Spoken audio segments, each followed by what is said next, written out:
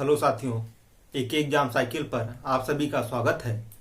मैं आशुतोष कुमार सिद्धार्थ आप लोगों का प्राचीन इतिहास चल रहा था, जिसमें 2 चैप्टर आप लोगों का समाप्त हो गया है। तीसरा चैप्टर आज है, यानी आपका अध्याय 3 प्राचीन इतिहास का प्राचीन इतिहास का अध्याय 2 समाप्त हो गया है। अध्याय 3 इसमें स्रोतों के प्रकार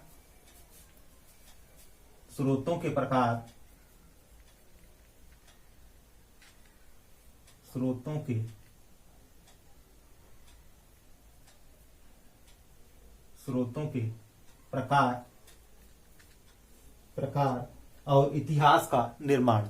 स्रोतों के प्रकार और इतिहास का निर्माण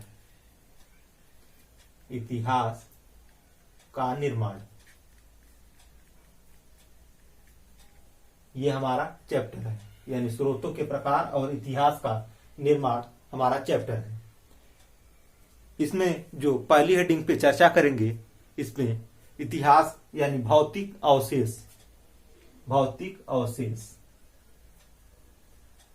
अवशेष के बारे में आज चर्चा करेंगे। अवशेष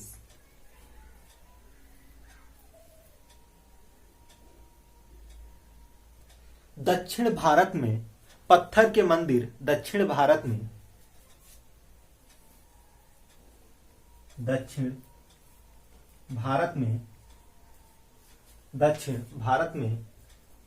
पत्थर के मंदिर दक्षिण भारत में पत्थर के मंदिर, पूर्वी भारत में ईंटों के पत्थर के मंदिर, पूर्वी भारत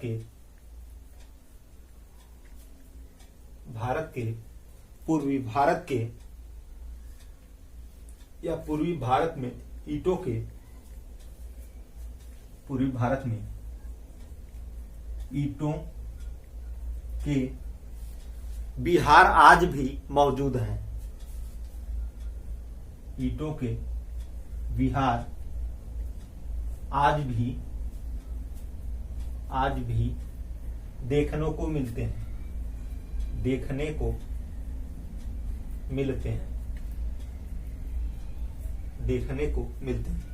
यानी भौतिक अवशेष में पहला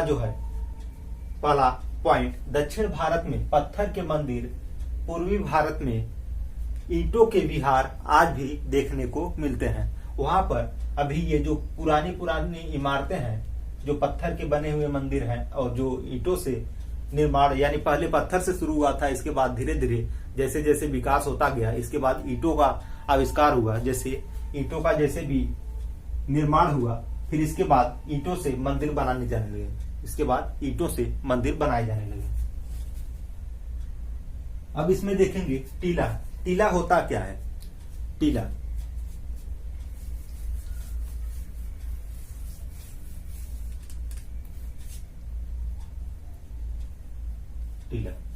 वह चीज होता है, यानी टीला जो पवनों या हवाओं से वायु द्वारा जो रेत कण एक स्थान पे एकत्रित हो जाते हैं, वहां पर एक टीलानुमा बन जाता है, उसे टीला कहते हैं।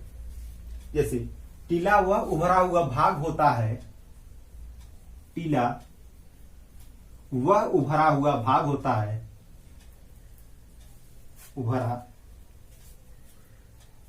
टीला वह उभरा हुआ भाग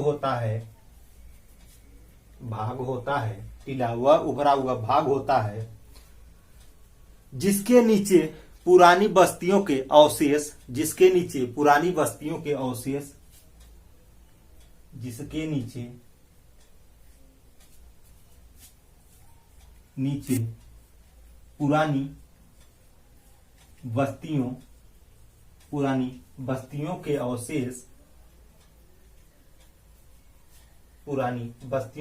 के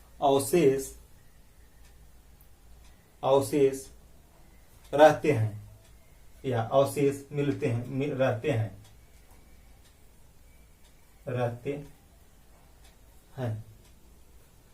हैं। टीला वह उभरा हुआ भाग होता है जिसके नीचे पुरानी बस्तियों के अवशेष रहते हैं, उसे टीला कहते हैं। उसे टीला कहते हैं। उसे टीला कहते हैं। टीला जो है 3 प्रकार का होता है। टीला 3 प्रकार का होता है। पहला देखेंगे, पहला जो है एकल संस्कृति। एकल संस्कृति। एकल संस्कृति। एकल संस्कृति का मतलब इसमें एक ही संस्कृति दिखाई देती है। इसमें एक ही संस्कृति दिखाई देती है। इसमें एकल संस्कृति में इसमें एक ही संस्कृति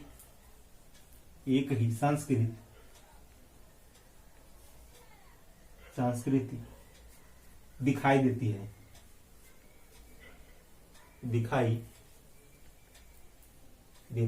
इसमें एक ही संस्कृति दिखाई देती है। अब जो है अगली जो है, यानी पहला हो गया एकल संस्कृति। अगला जो है मुख्य संस्कृति।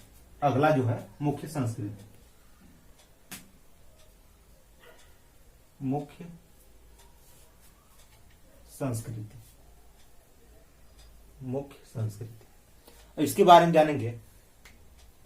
इसमें एक संस्कृत की इसमें एक संस्कृत की प्रधानता होती है। इसमें एक संस्कृत की प्रधानता होती है। इसमें एक संस्कृति की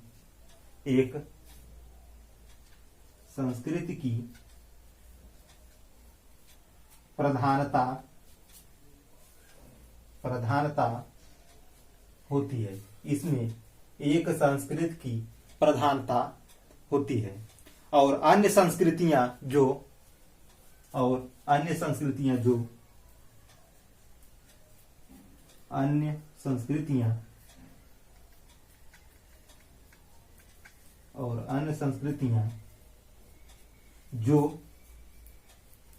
अन्य संस्कृतियां जो पूर्व काल की हो सकती हैं। अन्य संस्कृतियां जो पूर्व काल की हो सकती हैं। पूर्व काल की हो सकती हैं। उनका यहां पर कोई विशेष महत्व नहीं। इनका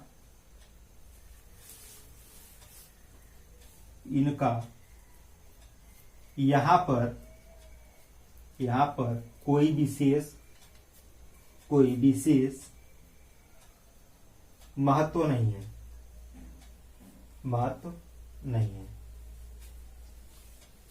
इनका विशेष महत्व नहीं है।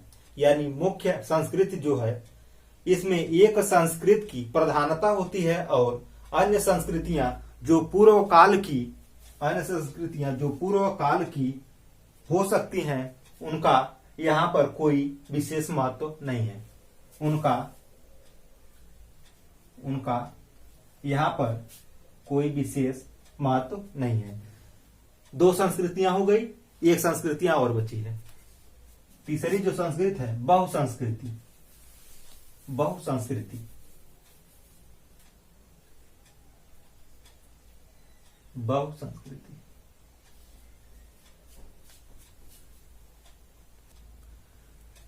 बहुसंस्कृत में इन टीलों में उत्तरोत्तर आने वाली संस्कृतियां पाई जाती हैं। इन टीलों में उत्तरोत्तर आने वाली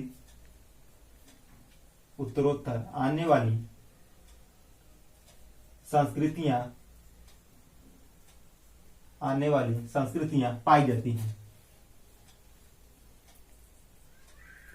पाई जाती है। जो कभी एक दूसरे के साथ चलती हैं, जो कभी एक दूसरे के साथ, जो कभी एक दूसरे के साथ चलती है। इन टीलों में उत्तरोत्तर आने वाली संस्कृतियां पाई जाती हैं, यानी बहुसंस्कृत में इन टीलों में उत्तरोत्तर आने वाली संस्कृतियां पाई जाती हैं जो कभी एक दूसरे के साथ चलती हैं, जो कभी एक दूसरे के साथ चलती हैं। अब इसमें आगे देखते हैं। अब देखेंगे टीले की खुदाई। टीले की खुदाई किस प्रकार की जाती है? टीले की खुदाई,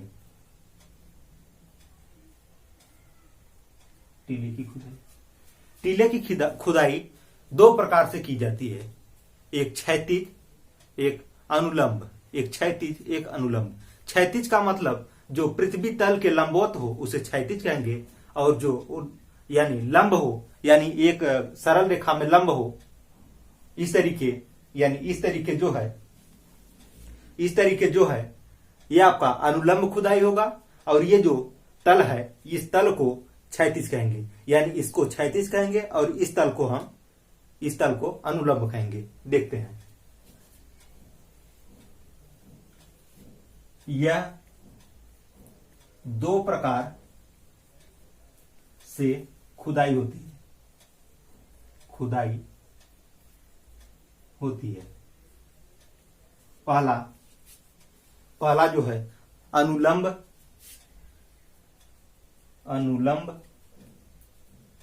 खुदाई, और दूसरा जो है क्षैतिज खुदाई। जैसे मान लेते हैं ये टीला है, ये टीला हो गया। इसमें इस प्रकार का जो खुदाई होगा, यानी इस तरीके से जो, यानी ये टीला हो गया, इस टीले को हम इस तरीके से काटते जाएं इस तरीके से, इसको क्षैतिज खुदाई कहते हैं। और इस तरीके से जो हो जाए, यानी जैसे बोरिंग वगैरह होता है, उस तरीके से अगर चट्टानों पे अगर हम जैसे इस तरीके से ड्रिल करें, इस तरीके से ड्रिल किया जाए, इसे अनुलंब कहेंगे, इसे अनुलंब खुदाई कहेंगे।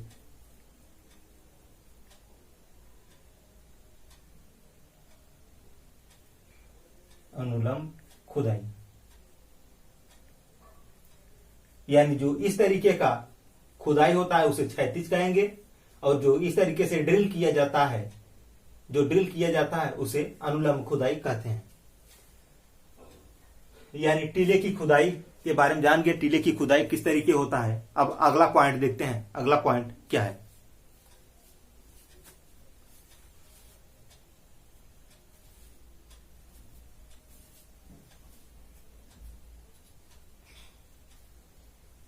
अगला जो हेडिंग है महापाषाण काल, जिसको मैगोलिथ कहते हैं।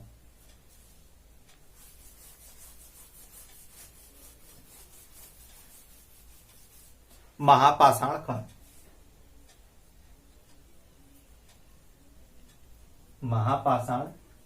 काल, जिसे मैगोलिथ भी कहते हैं।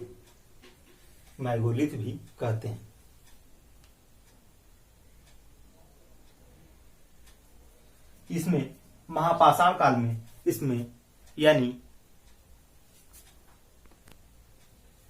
महापाषाण काल में देखेंगे दक्षिण भारत में जो लोग थे, दक्षिण भारत में अपने मरे हुए संबंधियों को दफनाते समय, दक्षिण भारत के जो लोग थे अपने मरे हुए संबंधियों को दफनाते समय, वो लोग उनके शव के साथ उनका जो हथियार, औजार और जो बर्तन थे उनके साथ उसको भी दफना देते थे।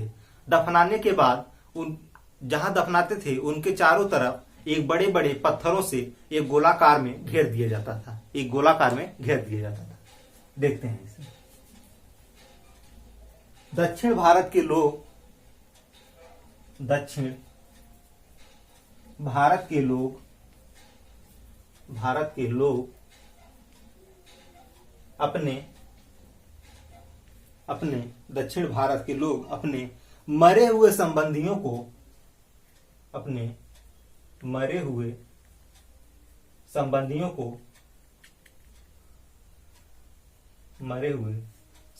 को दफनाने के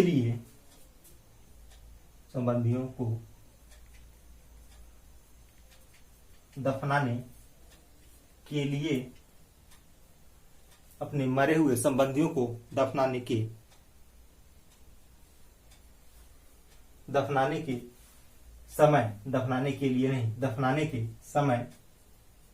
समय उनके औजार हथियार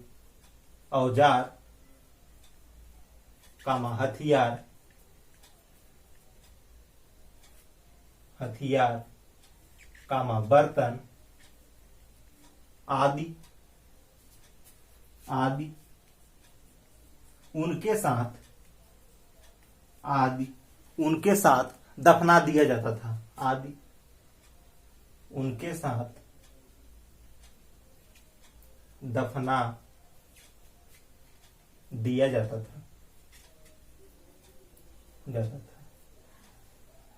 जिस स्थान पे दफनाते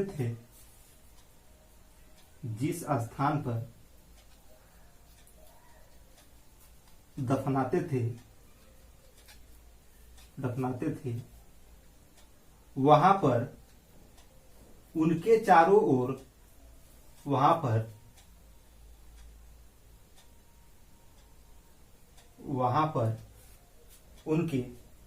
ओर बड़े बड़े पत्थरों से एक गोलाकार में घेर दिया जाता था। उनके चारों ओर बड़े बड़े पत्थरों से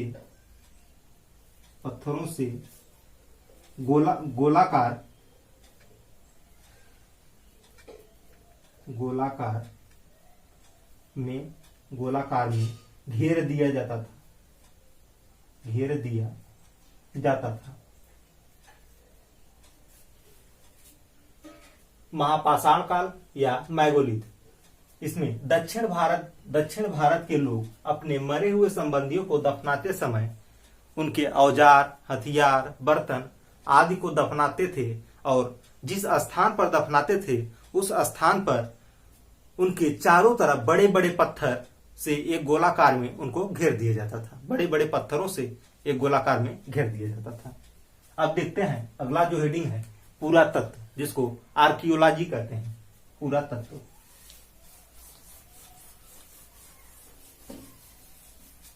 पुरातत्व, अगली जो हेडिंग है, अगला हेडिंग पुरातत्व, जिसको आर्कियोलॉजी कहते हैं। ARCHO, आर्कियो, LOGY, आर्कियोलॉजी,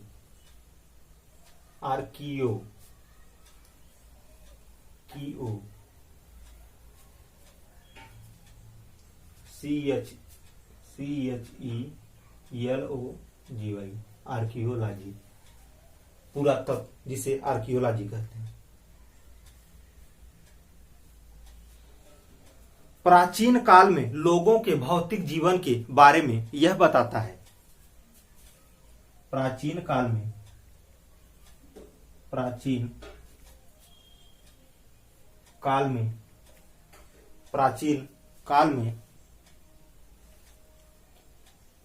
काल के लोगों के बारे में, प्राचीन काल के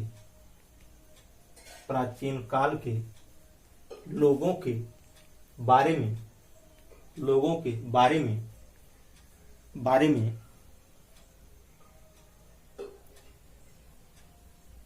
प्राचीन काल के भौतिक जीवन के बारे में, प्राचीन काल के भौतिक जीवन के प्राचीन काल में पुरातत्व प्राचीन काल के भौतिक जीवन के बारे में जानकारी मिलती है। भौतिक जीवन के बारे में जानकारी, भौतिक जीवन के बारे में जानकारी मिलती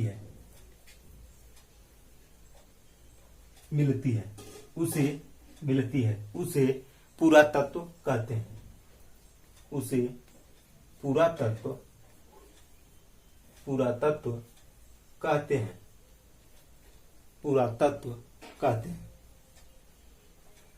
रेडियो कार्बन काल से हम रेडियो कार्बन काल से हम वस्तु का यानी निर्धारण वस्तु का हम काल का पता लगा सकते हैं। ये कितना पुराना है, रेडियो कार्बन काल से हम पता लगाते हैं। रेडियो कार्बन काल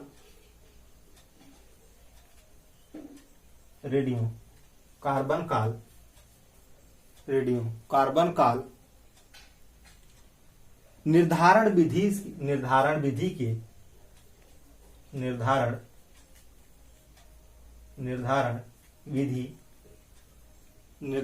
विधि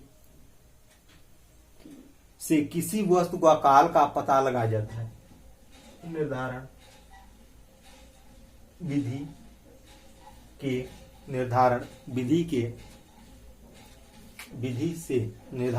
से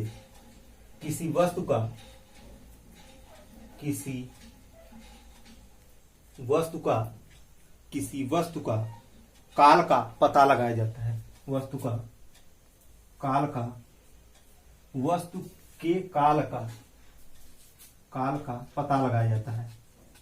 पता लगाया जाता है। यानी रेडियो कार्बन काल निर्धारण विधि से किसी वस्तु के काल का पता लगाया जाता है।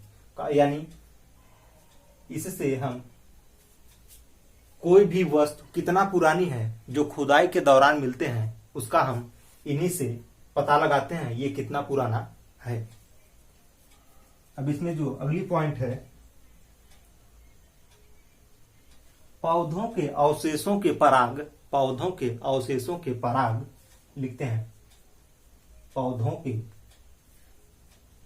अवशेषों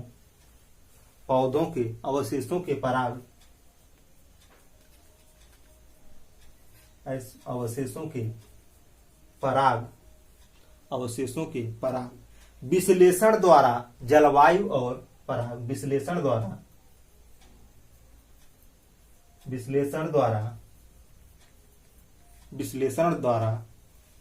जलवायु और वनस्पति जलवायु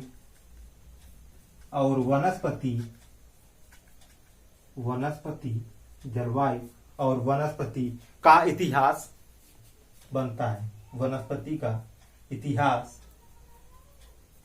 इतिहास बनता है। यानी पौधों के अवशेषों के पराग विश्लेषण द्वारा जलवायु और वनस्पति का इतिहास बनता है। यानी आपका पूरा तत्व जो था उसको बता दिए। अब देखते हैं सिक्कों के बारे में। सिक्का, जिसको अंग्रेजी में कॉइन कहते हैं।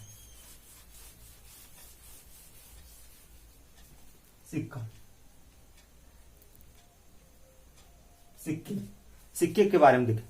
सिक्के के अध्ययन को हम मुद्रा शास्त्र कहते हैं। सिक्के के अध्ययन को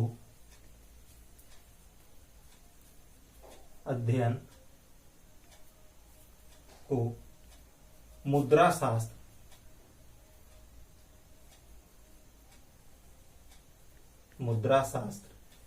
या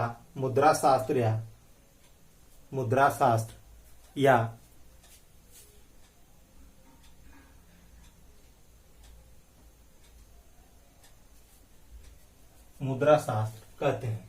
सिक्के के अध्ययन को मुद्रा शास्त्र कहते हैं।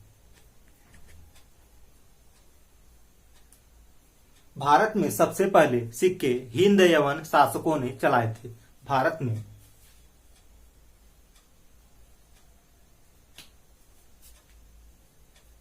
भारत में सबसे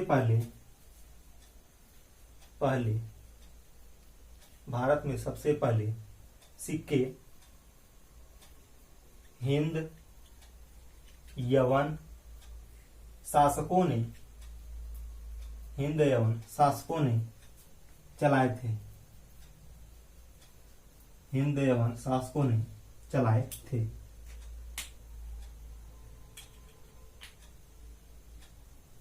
प्राचीन भारत में कागजी मुद्रा का प्रचलन नहीं था।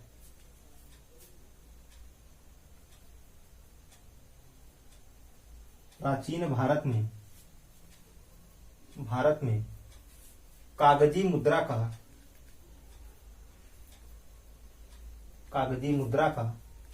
प्रचलन नहीं था।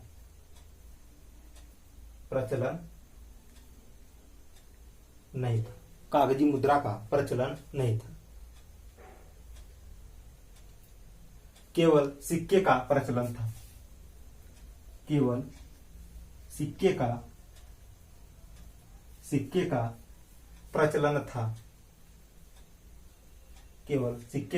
प्रचलन था। कागजी मुद्रा का प्रचलन नहीं था, केवल सिक्के का प्रचलन था। सबसे अधिक जो सिक्के हैं मौर्योत्तर काल में मिलते हैं। सबसे अधिक सिक्के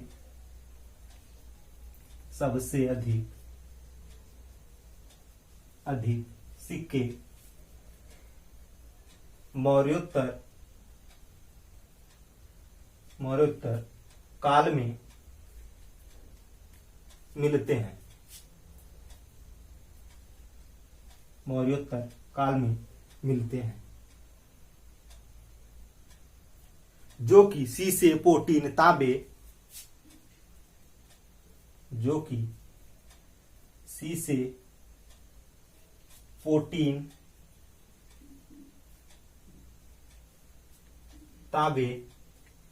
सीसे पोटीन तांबे कांसे चांदी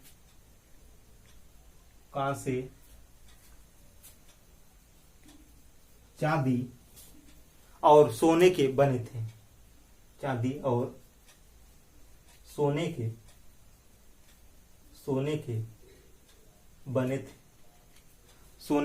बने थे। ये जो कांसा है, कांसा जो है, कांसा दो चीजों से मिलकर बना है। कांसा तांबा प्लस टीन, तांबा और टीन से मिलकर ये कांसा बना है। तांबा और टीन से मिलकर कांसा बना है। अब आगे देखते हैं अगली पॉइंट। गुप्त शासकों ने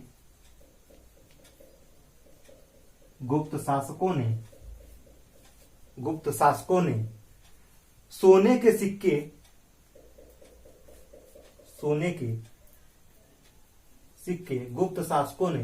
के सिक्के सबसे अधिक जारी किए। सोने के सिक्के सबसे अधिक